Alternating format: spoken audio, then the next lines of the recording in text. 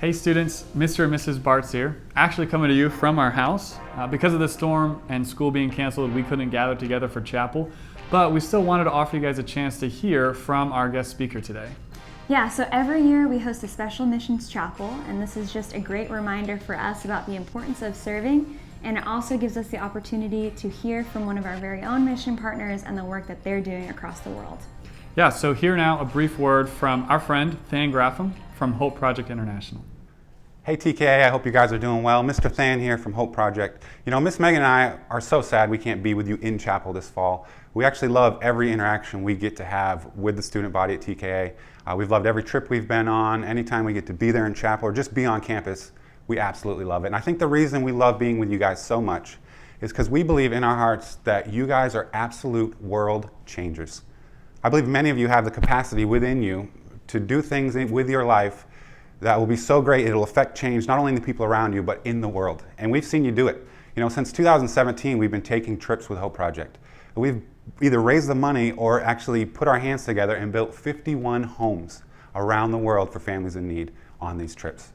And so with another trip coming up, I'm excited. I can't wait to see who signs up. I can't wait to see who gets to go. I can't wait to see who gets to be a part of it this year. And you know, I think about last year's trip. I actually had the pleasure of leading one of the teams, one of the builds. We went into Guatemala, we built 8 homes in 2 days. And on one of those days, our team got to build for a very special woman. Most of the families in Guatemala that we build for, it's just young single moms with their baby. And they've got nowhere to go. They've got nowhere to live. We built for this one mom. She was a teenager. Like many of you, she was a child herself and had a child. She was in a really difficult spot. We kind of heard who we were going to be building about months beforehand, and then we went in actually just before the trip to see the build site. And we met this mom. She was living with a family member. She was being mistreated. She was being taken advantage of. She had nowhere to go, nothing to do, just her and her baby. And she actually told us, I don't know if I can make it much longer. She looked us in the eye and said, I don't know how much longer I can go without a home for myself and for my child. And so our team, Blue Team, we got to go in one day and we got to build this mama home. And kind of at first when you start building, you're just kind of figuring out how to do it, where do I stand, how do I use this tool, what job can I play? And we began building and we're putting this house together, and then something really special happened.